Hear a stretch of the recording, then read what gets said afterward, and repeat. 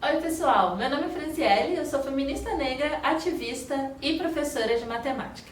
Mas calma, hoje eu não estou aqui para ensinar sobre a fórmula de Bhaskara. Eu estou aqui, a convite do Samuel, para falar sobre colorismo.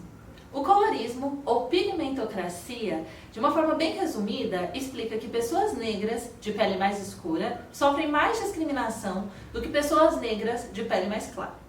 Isso não surgiu do nada, isso está relacionado com fatos históricos que aconteceram aqui no nosso país. Como, por exemplo, uma política de branqueamento da população, a construção de uma ideia de que por no Brasil a gente ser um país de pessoas miscigenadas, que não existiria nenhum tipo de racismo, que a gente sabe que não é verdade, por isso que a gente costuma dizer que é o mito da democracia racial, e também por um longo período de negação da identidade negra.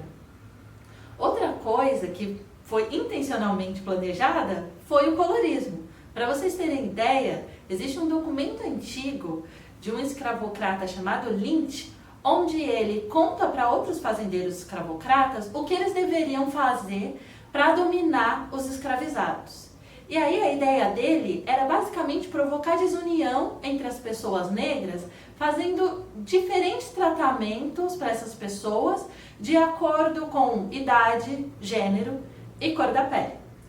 E é por isso que surgiu essa hierarquização, onde as pessoas negras de pele mais clara tinham algumas vantagens, uma vez que elas se aproximavam um pouquinho ali do que era considerado o padrão branco.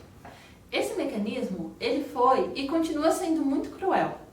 Primeiro, porque ele nega os direitos em algumas situações e invisibiliza as pessoas negras de pele mais escura. E além disso, por mais que as pessoas negras de pele clara tenham vantagens, que de alguma forma faz com que elas tenham maiores oportunidades de acesso ou maior visibilidade, ainda assim, isso acontece através da negação da identidade negra. É o famoso, você não é negro, você é moreninho, ou ele é moreninho escuro, ou então, não sei se ela é negra, porque você já viu os traços dela, ela tem uns traços mais finos. Mas, no fim das contas, independente do termo que as pessoas usem para falar sobre essas pessoas, elas ainda continuam sujeitas ao racismo. Elas não deixam de sofrer racismo. Então, quando a gente fala de colorismo, não é para criar uma métrica para dizer que uma pessoa é mais negra do que outra pessoa. A pessoa é negra e ponto. E a gente também precisa levar em consideração que na luta antirracista, ela não pode ser feita só para alguns negros. A gente precisa estar atento e conseguir entender que as pessoas negras, elas são diversas, elas falam de lugares diversos, elas têm experiências, conquistas, dores e lutas que são diversas e que tudo isso precisa ser considerado. Bom, esse assunto ele é muito complexo, então a minha tarefa hoje para vocês é: escrevam no diário de vocês o que vocês entenderam que é o colorismo. E tirem esse tempo para refletir sobre tudo isso que foi dito aqui no vídeo.